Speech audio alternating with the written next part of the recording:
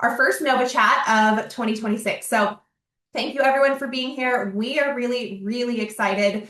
My name is Maggie Olson. I am the founder of Nova Chief of Staff. We've been doing these Nova Chats now for about 2 years, and we do them about every 5 or 6 weeks. And what I really want to do is come on and talk about topics that are relevant for all of you, to give you expertise and ideas and things to take away that are practical and hands-on so that you can go excel in whatever you are looking to go do. So Nova Chief of Staff, we are the premier destination for Chief of Staff education and development. We launched our Nova Chief of Staff certification course about 2 years ago, and we're nearing 2,000 students from 45 countries across over 1,400 companies at this point.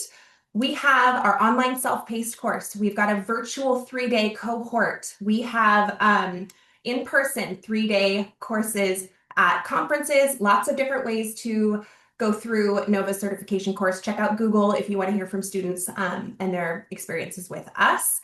And if you are struggling, if you're from government sector, military, just having a difficult time, email us. We love to work with folks to figure out how to support them in getting into Nova's course if you need our support. So that said, enough about Nova.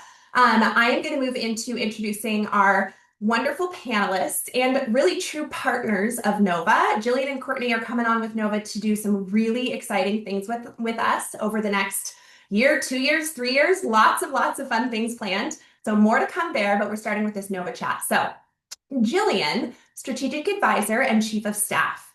Jillian is an executive coach, leadership facilitator, and strategic advisor who partners with founders and senior leaders to navigate growth, complexity, and high-stakes change with clarity and confidence. She has 20 years of experience across many different industries. She's been an executive assistant. She's made the leap to chief of staff. She's been a successful chief of staff, and she is coaching so many people right now to be successful in a multitude of different roles, including chief of staff. So welcome, Jillian. And we have Courtney Vincent. We are so excited to have Courtney here with us as well. Executive coach, chief of staff, fractional chief of staff. We can learn a lot from Jillian and Courtney. Courtney is a leadership therapist, executive coach, and chief of staff with formal training in clinical psychology, marriage and family therapy, and human resource management.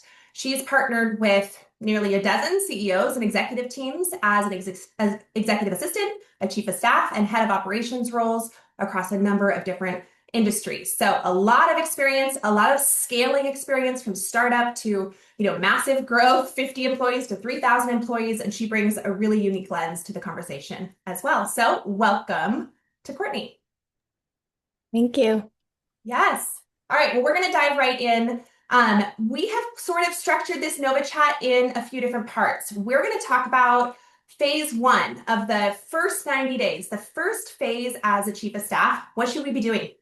What should we be thinking about? What should we be learning? What should we be implementing? What's the balance between the two? And then phase 2, which is, okay, let's move into taking action from observation and trust building to impact, influence, and action. We are also going to talk about the move from EA to chief of staff and how that may affect the first 90 days as a new chief of staff. And then a little bit at the end about what not to do in your first 90 days. So another reminder that any questions you have, pop them in the Q&A box of this webinar, not the chat, and we're going to hopefully get to a handful of questions towards the end of this chat. Okay, so I'm going to just dive right in here.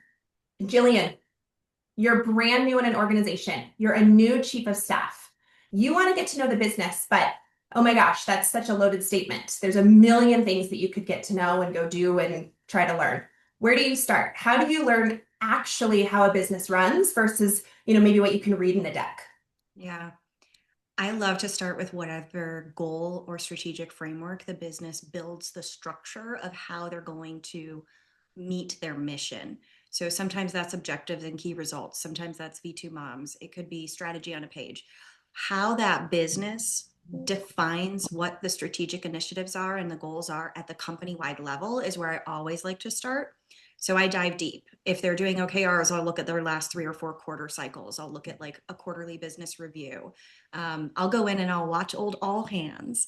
I'll look at how do they talk about the things that matter in their business and how do they communicate and cascade those important things up and down the business.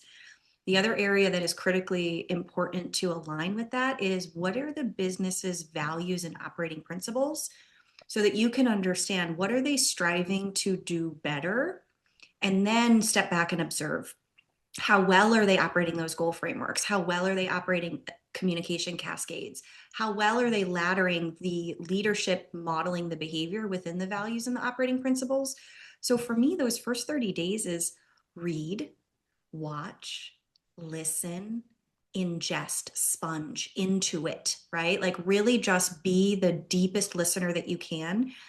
And if you do need to be asking clarifying questions, try to ask them cleanly. And I mean clean in the sense of don't come in with, I've done this before, or I would do it this way. Really try to like clean that out of your brain and ask clarifying questions so that you can understand what is their starting point and why do they operate the way that they operate without adding in maybe your perspective or your 2 cents just yet. And you got to build relationships. You got to sit down with people. You got to talk to them. You got to get to know them. I'm sure Courtney would agree, but yeah, that's where I would start. I love that. Well, we'll get back to a couple of those things in a minute. Courtney, I want to hear a little bit more from you on like the people piece. Okay, so we've got a lot of really good tactics here from Jillian. Read, watch, listen, sponge. Don't bring, preconceived notions or ideas into the learning and the recommendations. Just try to absorb cleanly. I think that's a really great call out. So let's talk about people, right? When you're a chief of staff, yes, you're supporting a leader. They have a team. We've got EAs, we've got cross-functional partners. Like, where do we start and how do we build relationships, trust? I mean, early days, like what are you doing? It's such a good question, and it's super critical. I'm like wanting to get into the what not to do, but I'll wait. I think that a lot of my experience is in smaller teams, and so maybe this is like unique and a privilege to be able to meet every single person on the team in that first 30 days. But, if you can't do that, I would say the people that interact most frequently with your principal, get time with them one-on-one very, very early, if not like your first week, like your first couple of weeks. And like Jillian said, I think leading with curiosity is going to be really critical. I really like to understand their pain points and the areas of friction that they've been kind of dealing with, the things that they've tried to do to get around those areas of friction, what's worked well, what hasn't. It's a lot of, Jillian kind of hit the nail on the head. It's a lot of asking good questions and just absorbing and, listening with the intent to understand, not with the intent to like fix anything in those first few days. Yeah, I love that. And I really appreciate the very, I don't know, tactical example of what people can take here rather than the theory of like, go think about this and maybe apply it. Like you're saying, just figure out who your leaders around the most. You can look at their calendar, you can observe, you could ask and say, who are the people that are around them the most? Start there. I think that's a really good and obvious way to do it when like we've been saying, there could be 100 key players in, key stakeholders across boards and investors and all the things. So, I absolutely agree. Who are the key people? Who are they around the most? And yes, leading with curiosity and, just trying to build relationships first. I always think like, we should be as chiefs of staff, and I believe EAs as well, should be having consistent one-on-ones with everybody on our leadership team. Like if that's quarterly, great. If that's monthly, great. The cadence is going to be variable, but like, what does that look like in setting that up early? And it doesn't have to be all business all the time, especially right away. Like we want to build trust. We want to get to know what people are doing on their weekends. Like what does their life look like so that we can have a rapport that can dive into like, can you share your priorities? Like I'm wanting to get a little more involved in the business, or I've come on to solve these problems, or this is at least what I think I'm solving. Can you guide me a little bit? And having a foundation of curiosity and trust and just openness to be able to do that. So what I want to dive into next, so we've talked about, how do you actually learn the business? There's a key component of running a back office, of being a chief of staff that we talk often about the chief of staff role, how it's, the day-to-day can be different everywhere, but the core purpose of the role is the same. One of the pieces that is very, very similar across all chief of staff roles is running or owning the rhythm of business. And the rhythm of business is a tool that through understanding, we can learn a lot really early on in our chief of staff role. And I think we have to learn a lot early on in our chief of staff role about the rhythm of business to set us up for success as a chief of staff. So first, what is a rhythm of business? I'm going to pass this to Courtney first. How do you define rhythm of business, in your own way as a chief of staff stepping into, a startup, if you would?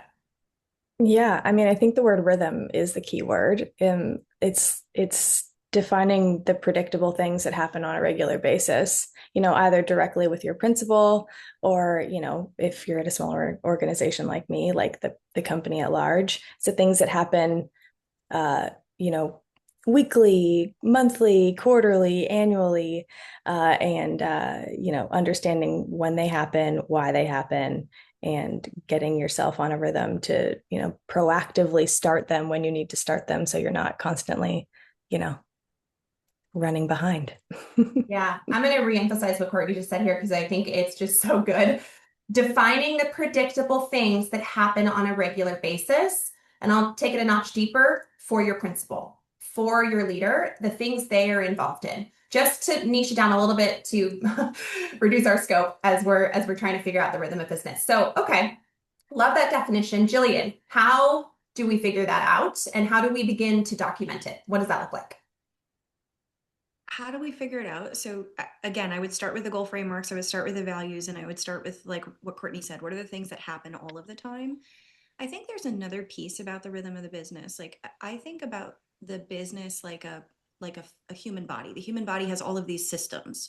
You've got your nervous system, your circulatory system, you've got your digestive system. Like the business has lots of systems and processes that are already in place.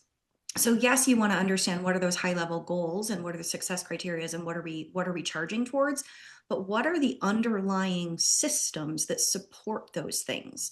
What's your go-to-market engine? What are the tools that you use? What's your technology stack?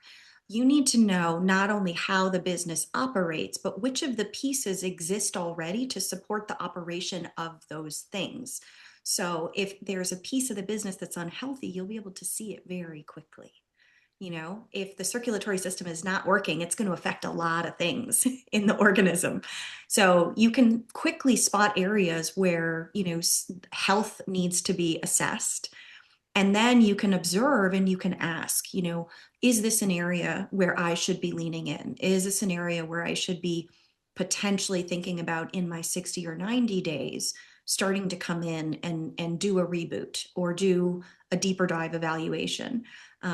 There's also a piece about the rhythm of the business that's interesting to me is if you're going into an organization that's never had a chief of staff, you also need to determine with your principal what parts of owning the rhythm of the business should you be responsible for, and those need to be communicated really effectively to the team. So, or maybe you're coming in and a chief of staff didn't own all of the things that now you're being expected to own as the second or third or fourth chief of staff. So you have to understand the rhythm of the business, and you have to understand what is your role in the pieces and parts that you should be owning now versus what are the longer tail pieces that you should be owning. Yeah. Yeah. So, new chief of staff, I'm going to give my take a little bit here too, kind of weighing in. How do we break this up into bite-sized pieces of, able to take this on as a new chief of staff, not knowing a lot?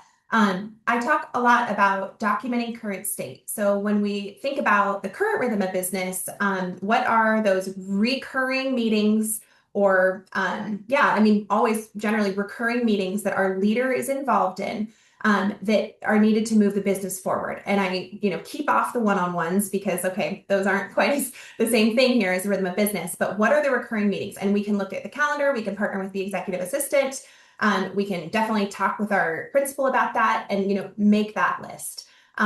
Lists are a good starting point. It's hard to visualize what, the rhythm really looks like in list form. So if you know Nova, if you know me, like we use templates a ton so that we can all understand information, but also transparently share information with others. So, I put it into a template and think about, is this the right view? Does this tell me if we're looking backwards at past business, if we're looking forwards at future strategy, if we're looking down at operational HR items, like what does this rhythm of business tell me? Like, what is the picture of all these recurring sessions that my leader is involved in? Okay, so we've figured out the rhythm of business that exists today, the current state. We're not making changes yet. We've documented it. We've put it in a view that, we are now starting to make sense of it. Courtney, now what?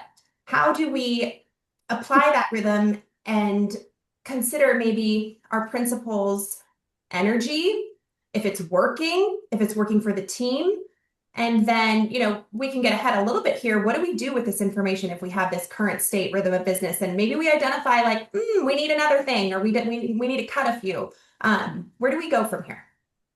Yeah, it's a good question. I think that getting it down on paper and color coordinating it for your principal and showing them where they've been spending their time uh, is enough to highlight, a lot of really important things, not the least of which, in my experience, has frequently been, why are we piling on so many things during one part of the year and like nothing is happening in the second half of the year, right? Like, are we strategically piecing these things out over the year in a way that makes them, lets each of them shine individually versus, freaking out and doing it all at once.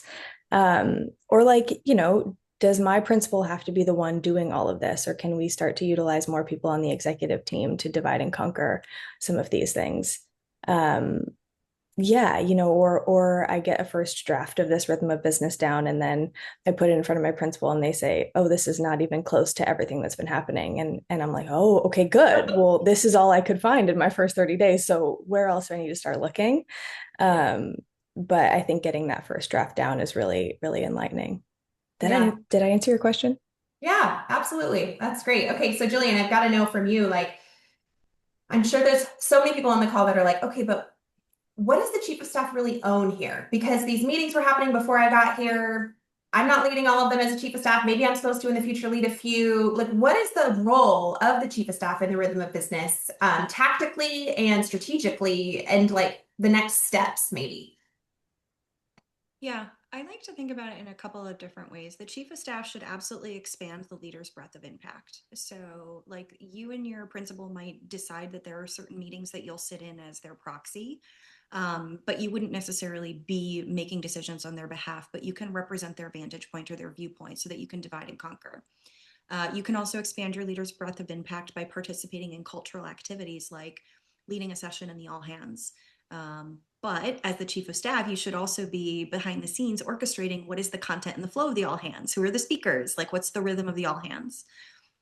Beyond that, I think that the chief of staff sits in a really unique space to ensure predictability on pace with the business. So you've put the rhythm down so you understand what it is, so you know what the pace should be. And pace is not always growth. Sometimes pace is sustain. Sometimes pace is reduction in workforce. Sometimes pace is, you're going through a merger and acquisition and, you just need to really pause to like get integrated. So being able to have predictability on pace with the business is really important. I think the chief of staff doesn't necessarily own what all of the rhythms are, but making sure that the resources are laddering towards the predictability is important. Mhm. Visibility and alignment with the leader's vision. You like, what is your leader leading us to? And how does the chief of staff make sure that we're leading the people the right way? And that could be partnering with your people organization. That could be partnering with your, your go-to-market organization. It could be really starting to understand, how do I know what is flowing and what's not flowing on towards laddering to the leader's vision? And then there's another one, which is around like this concept of deploying your leader's time in the most effective way possible. And so that's a deep, deep partnership with your EA or your administrative team, as well as your operations team and your comms team. If you're a publicly facing company, there's a lot going on that your leader needs to be out in front and not behind. And so there's a huge back office world that needs to be managed. So I think, the chief of staff needs to be aware of and have an understanding of how all of those things work, but not necessarily own all of them. Yeah. I want to like double click in on one of the big things you said, um, just about, the chief of staff's role is to ladder everything to the leader's vision and priorities. And when we can see things clearly, we've documented current state, and then we're in that flow state of like, actually, we need this, and I'm going to recommend this, and I don't see a session for this, and whatever it is, our job at the end of the day is extremely strategic in this way of making sure that the whole rhythm, all the things we're doing, the actions we're taking are laddering to that executive's goals and vision and all the things which Jillian, you said. And then I just wanted to shout out to all of us chiefs of staff because also we're planning the all hands. We're planning the agenda for the all hands. We're sharing the templates and creating them. And it truly is that role that's like zoomed out as far as our principal is, making sure that their rhythm ladders to it. And then just getting shit done along the way. So that's it on the rhythm of business for the moment. We do have a workshop coming up. My team will put all the information in the chat. It's our first workshop. So this is a paid Zoom meeting. It's not webinar. All of our cameras are going to be on, and we're going to dive into actually building a rhythm of business. We're going to talk about how do we build it? How do we document? Here's 7 templates. Take them. And we're going to get together and like build this rhythm of business together on this workshop call next month, at the end of next month. So our team will put that in the chat. What I want to ask now is really about how to work effectively as a new chief of staff. And I'm going to be really tactical here. And Jillian, I'll go back to you on this. You're in the first few executive team meetings with your new staff, with your leadership team. You're a new chief of staff, first 90 days, maybe first 30 or 60 days. How do you show up? What do you do? Do you talk a lot? Do you sit back? Where's the blend of both? How do you bring yourself to that meeting? What's your executive presence like? How are you interacting with their team, especially in these like high focal, like, you're being perceived moments in staff meetings? Yeah.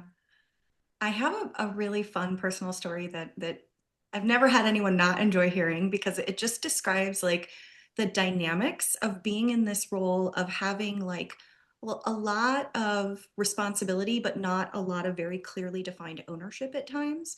And so I'm a very facilitative person, just generally. I like to connect the dots. I like to move the energy so that we can get to some type of agreement. And before I really understood how I was doing that, it played out when I was facilitating our weekly leadership team meetings. So I would be sitting in and I was the EA and or the chief of staff to the CEO. And so I typically have always been with the person who the buck stops with. I've been their partner in crime. So the way I show up in a leadership team meeting is I not only focus on documentation and flow, but I also focus on, are we achieving the thing that we said we would achieve?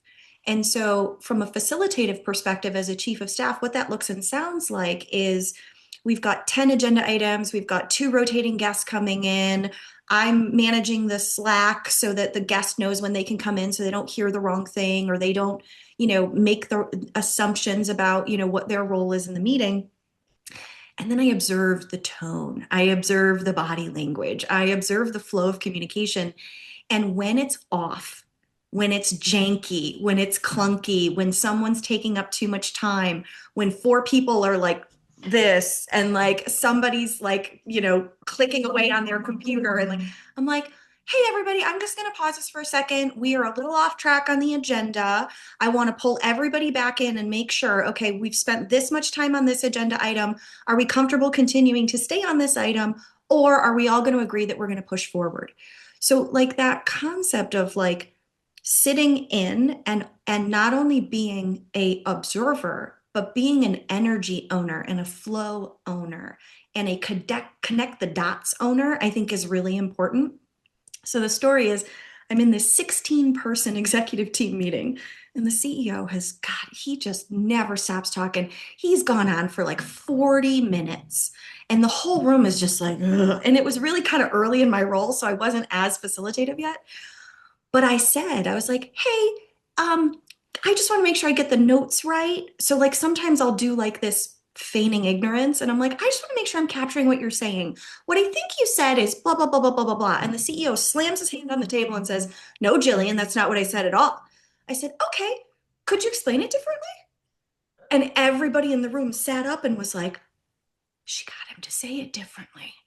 And the VP pulls me aside like a week later. He goes, I don't know why you feel like you need to lay on the train tracks for us, but please keep doing it.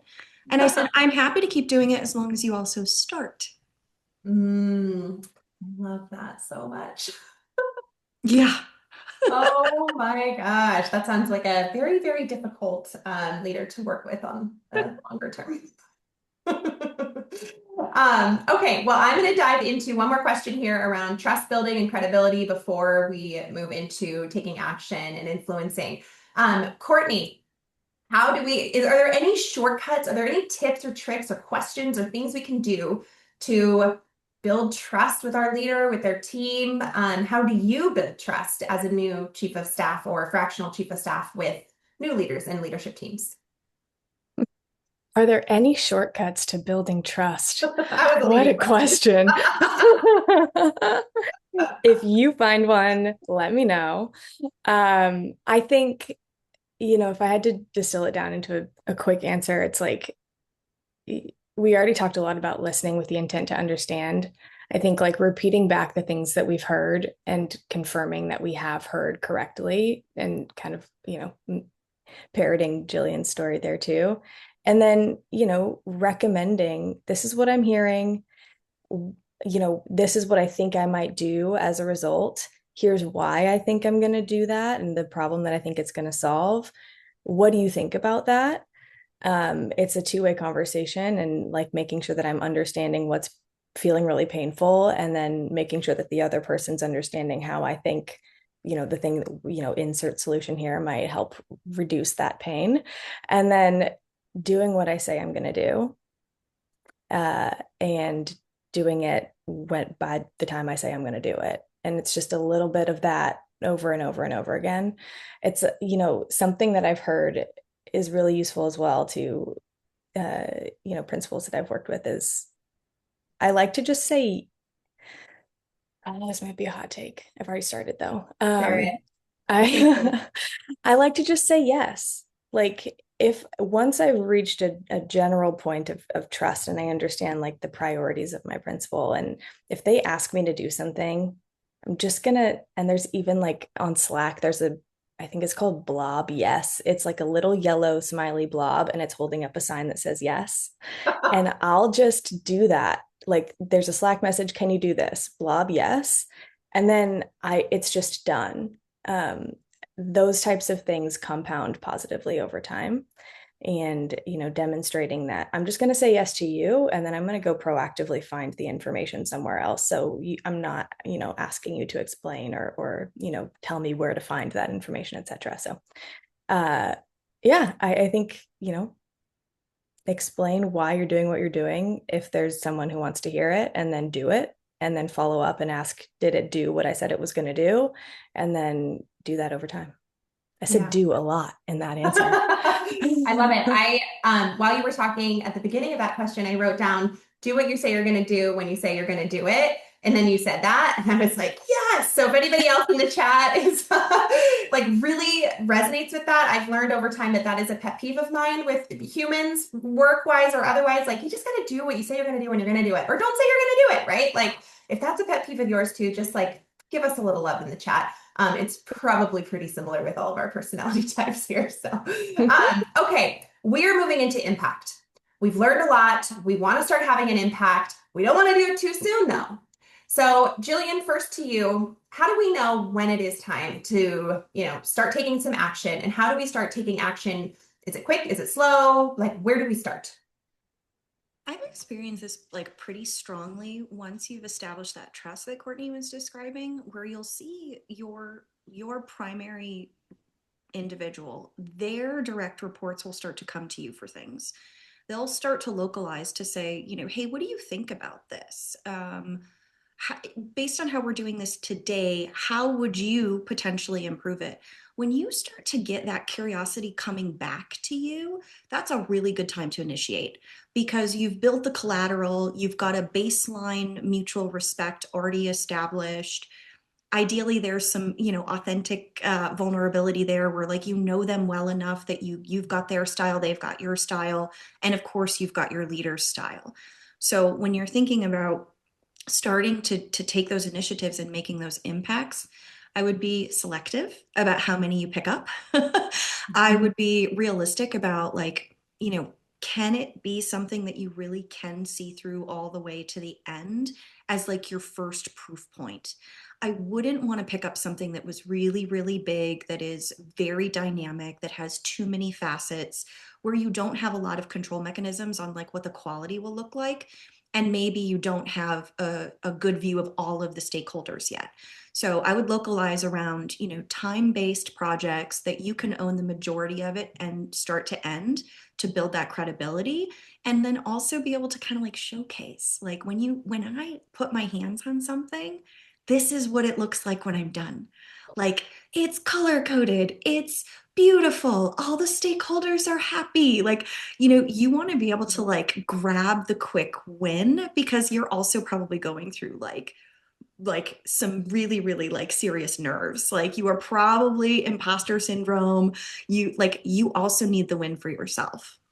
Yeah, this is like a little bit unrelated, but if you are looking for a way to share your wins, like your back office behind the curtain wins, we have a template in Nova's resource library, free resource library, that's basically like a weekly or bi-weekly back office update. And it gives you a way to say, here's what I've been working on, here's what's going on, like here's a little bit of light I'm going to shine on myself or my team, but in a very humble way that's like, people just need to know that I'm doing a lot. So I'm going to formalize it into a system, because that's what we do. Okay, so Courtney, we talked last week about a couple examples. We talked about founders who sometimes pressure us to have results like right away. Like, okay, I want you to come in and I want you to like investigate this new tech platform and maybe we're going to roll it out to the whole team. And you haven't even been through your first 90 days yet. And then we also talked about, as a chief of staff, sometimes we just want to push something new too soon before, we're ready, or before the team's ready, or before we've really done the discovery that needs to be done. Are there any examples that you want to share, or stories that you want to share kind of in either of those realms that could help folks, connect with the vulnerability that we all have, and just learning as we go? Yeah. Two came to mind. I think, you know, maybe there are people on the call that can relate to this, but like, I really just like to be helpful and useful. And I like to know that the things that I'm doing are making an impact on someone's life. And so I entered into a chief of staff role where my CEO was like just so fast paced, and like really just was like, own everything. And what was my charter? It was something like,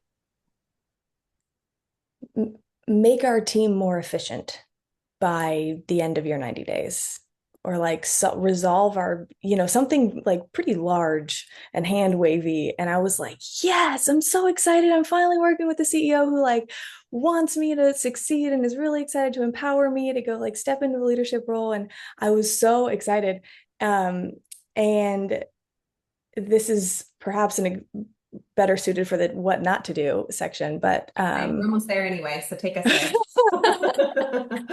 I think that as much as maybe others on the call, also as an introvert and somebody who likes to just execute as well, and I think maybe being a chief of staff, we like to be in the background as well. The requirement to build trust before making changes is frustrating for people like me, because it would be really nice if I could just enter into a role and have everybody understand why I'm there, and like me right off the bat, and listen to the things that I say and implement the things that I want them to implement.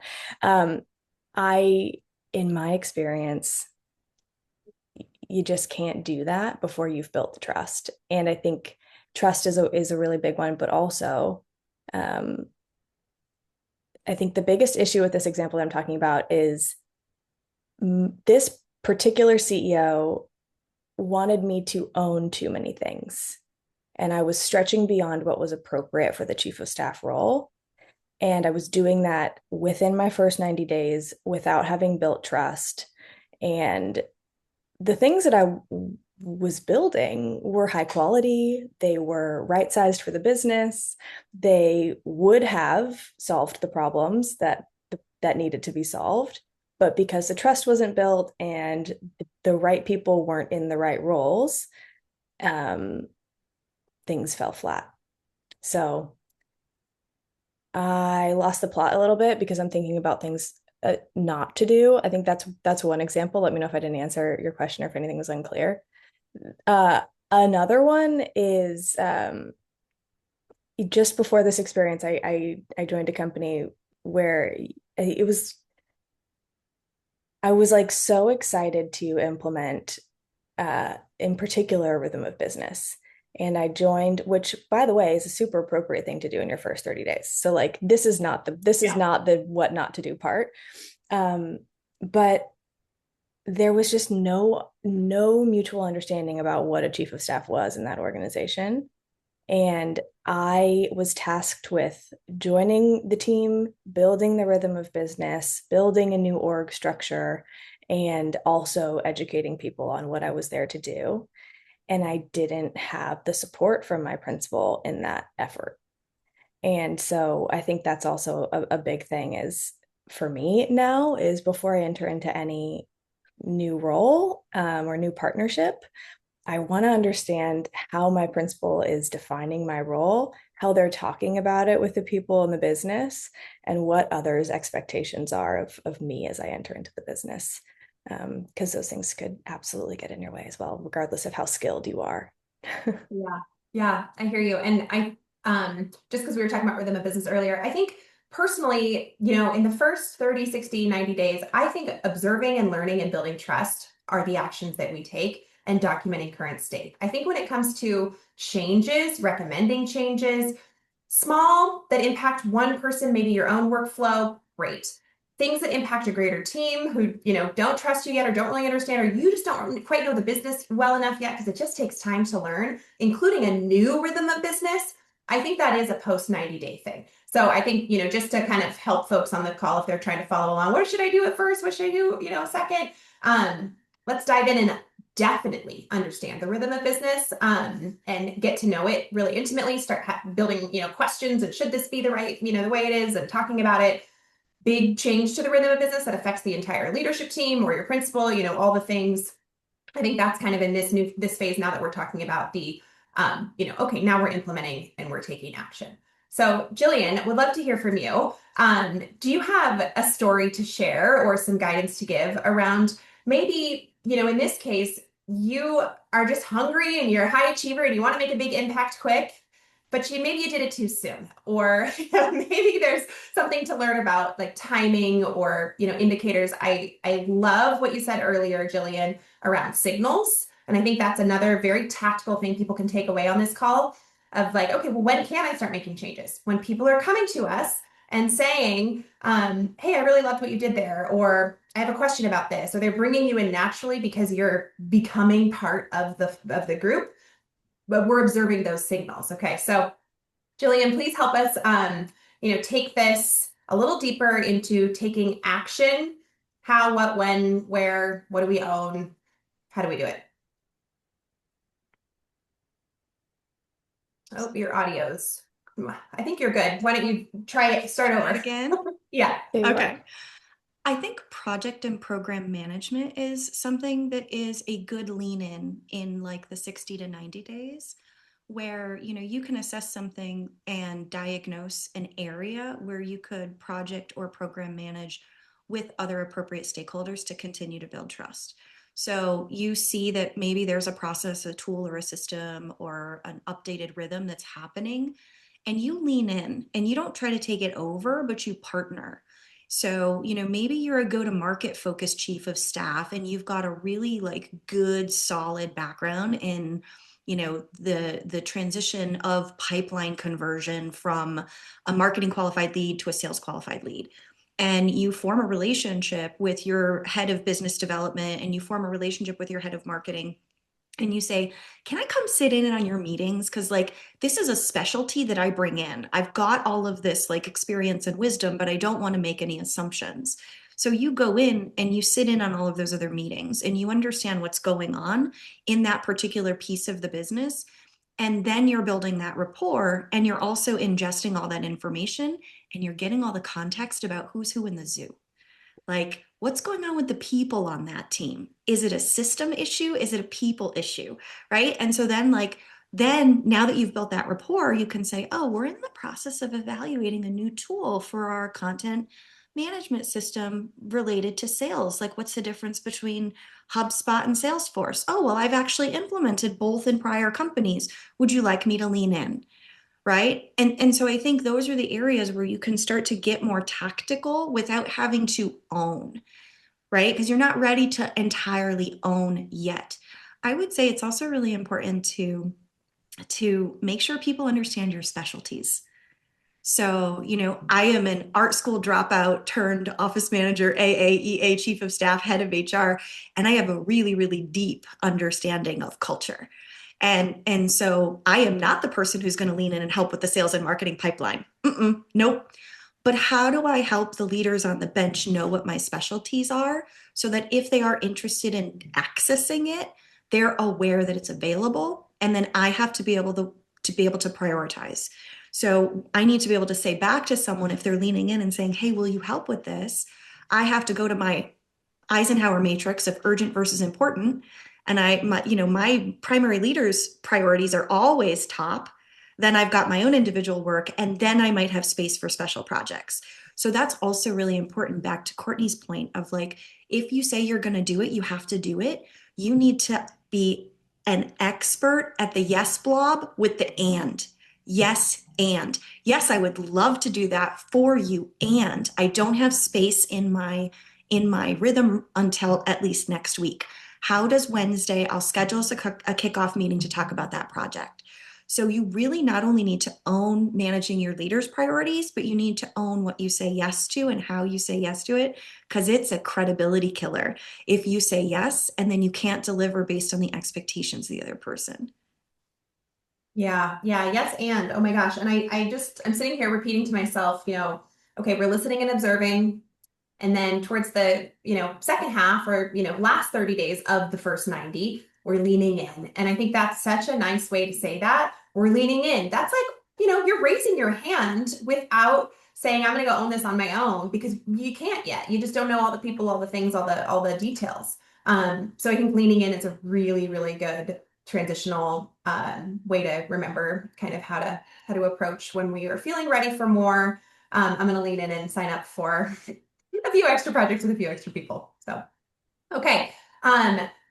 I also want to share, if all of this is like, okay, project management, love it, templates, love it, rhythm of business, I want some hands-on practice doing all of these things, you got to check out Nova's course. I don't think I talked about it in detail earlier, but we had, it's about 6 modules, Nova's course, 50 hours if you're in the self-paced course.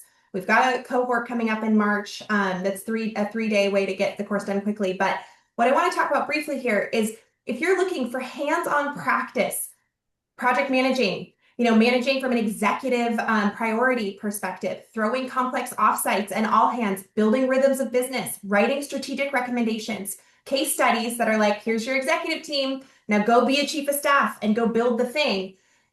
Dive into Nova's course. Check out our reviews on Google. I think you'll be really, really happy after you go through. You'll build confidence and you'll realize, like, I can do all of this. Or maybe you'll be validated, I'm already doing a lot of this. But you'll have tools and some systems approach and a ton of really good templates to hit the ground running, whether you're existing or kind of in that new chief of staff space. So I want to discuss here the EA to chief of staff transition.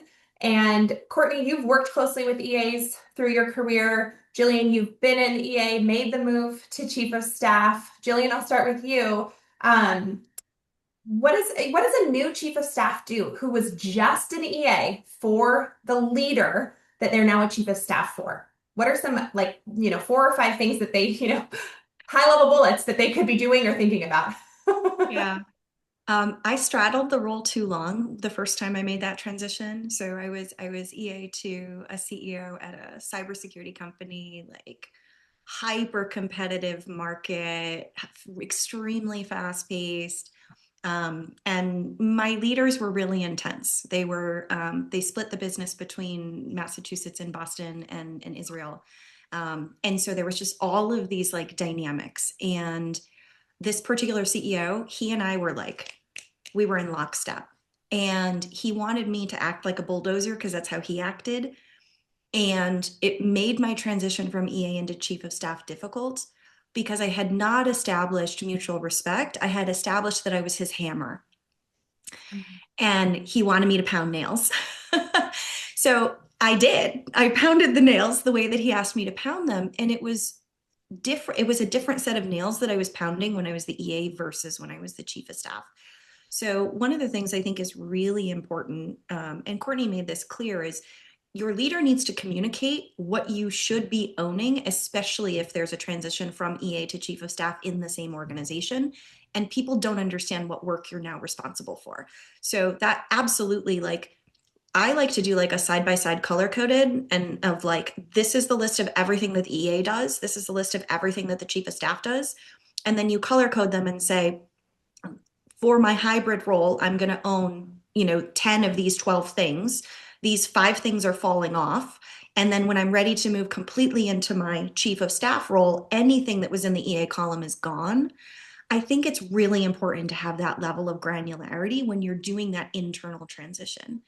The other thing that's really important, depending on whether or not you're in a publicly traded or a privately owned organization, I had to do a lot of board liaison. I had to know the board. I had to understand the investors. I had to be part of the investor relations program. I had to be part of the fundraising program. I had to understand, why are we doing, M&A versus IPO? So that level of like depth of understanding of where is the business at, where is the business going, and how do you help become the vehicle to get it there in the most efficient and effective way possible is critical. And the hardest thing for me, the absolute hardest thing for me was to stop thinking like an EA. I was a phenomenal EA. I could run a calendar. At one time, I was supporting 7 VP and above calendars, and I managed all of them. And it was like Tetris and a symphony at the same time. You have to move out of owning that. You have to shift into longer range strategic thinking.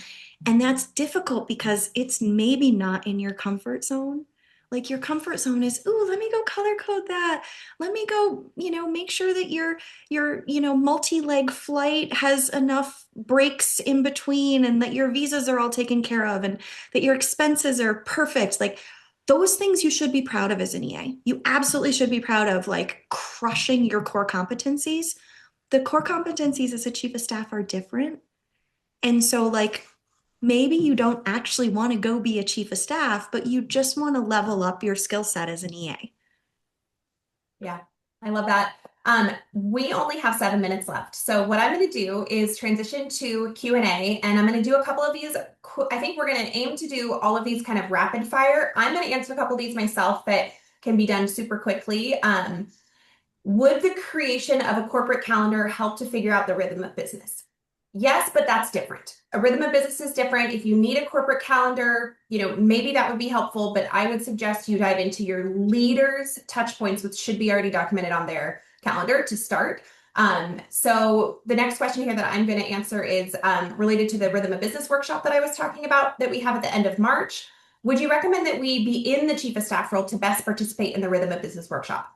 Absolutely not. So now is the better time than ever for executive assistants who are looking to add more strategic value in their role to, take on a bit more responsibility that could be, offering a bit more strategic value, right? So what does that look like? You could find gaps in the rhythm of business. You could recommend solutions. So if you don't have a clear rhythm of business and you're an executive assistant in a role, come to the rhythm of business workshop. There's going to be a ton of executive assistants on that call building their rhythm of business with us. Let me see. Okay, this one is for, let's start with Courtney on this. I'm looking to make the leap from senior executive assistant to chief of staff. How do you recommend dealing with imposter syndrome? Rapid fire answer, under 60 seconds or so. You know more than you think you know, and that will be confirmed as you step into the new role. You've experienced so much in your role as an EA and senior EA. It will all come flooding in when you need it to. So I would say just trust that. Absolutely. Jillian and I both totally agree. Jillian, this one's to you. Put yourself in the space of I'm a new chief of staff and I'm really trying to get to know my leader's staff team. Let's say you're in a one-on-one with the CMO, something like that. This person says, I hear a lot about asking good questions, but what actually are good questions? What would you ask them? Rattle off a few, 4 or 5 questions that you would ask somebody in a new one-on-one to get to know a business leader. Really like to understand the localization of the relationship. So a question I would ask, for example, of like a VP of engineering reporting into a CEO would be something like, tell me what are the things that the CEO does extremely well that you need him or her to keep doing? And what are the things that you need me to figure out? How do I reroute? How do I ensure get delegated? How do I take off their plate? Because then you understand how they view whether or not that individual has enough, too much, or sometimes the wrong things on their plate. I think that's a really good starting point.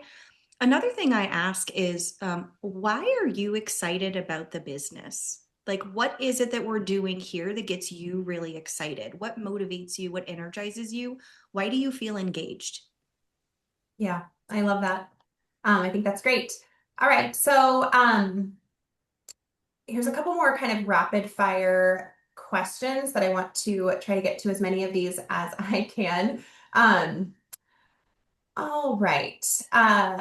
Gosh, there's so many questions here. I want to direct you to our LinkedIns. I post every day on the chief of staff role, on the executive assistant role, the differences between EA and chief of staff. And kind of answering a bunch of questions here as I talk. If you're looking to update your resume, or build capabilities as a chief of staff, understanding like what the chief of staff role is, what the language is that surrounds the chief of staff role, so you can speak the language is really important.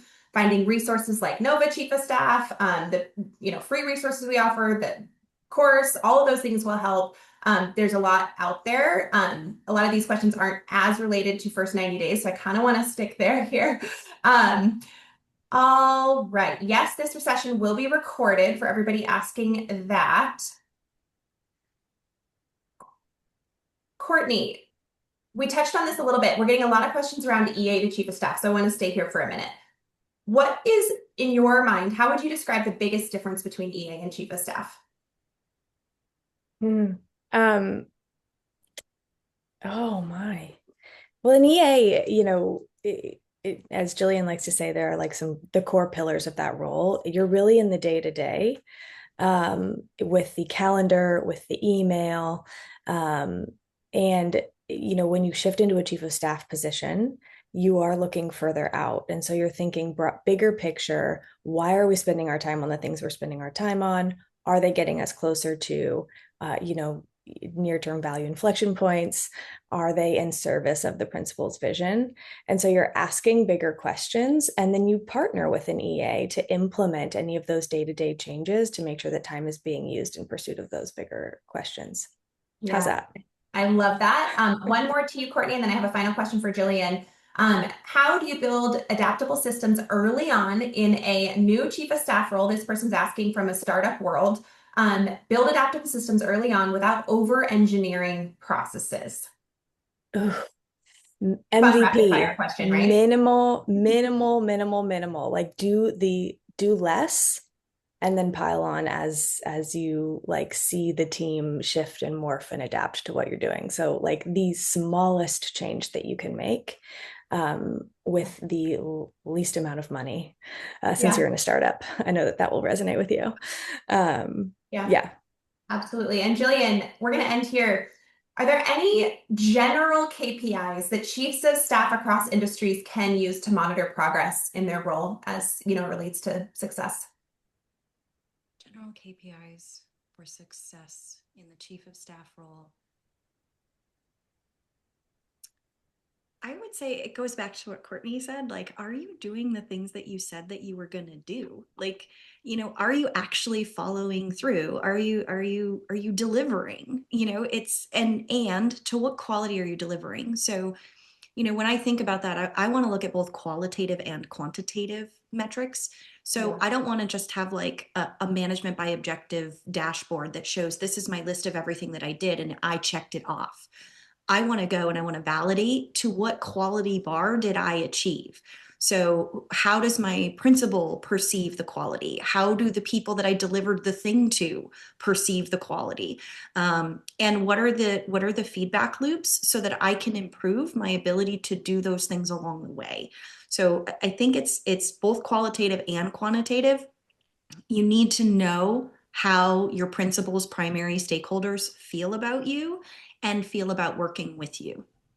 Yeah. All right. Well, we're going to end there. To summarize, first 90 days, read, watch, listen. You're a sponge. We are observing. We're making, we're building small, good systems for ourselves. We're deepening our understanding across the board, building relationships, building trust. And then we're leaning in before we take action, before we, trust is like built in the biggest ways possible. And then we are setting ourselves up to have a really, really giant impact. So we talked about a lot on this call. Jillian and Courtney, thank you so much. The chat was going wild. And it was just great to have both of you on and to see all the engagement. So any questions that anybody has, if you need us, Nova's team, email us at hello@novachiefofstaff.com. Join us for the Rhythm of Business workshop next month, $65 paid.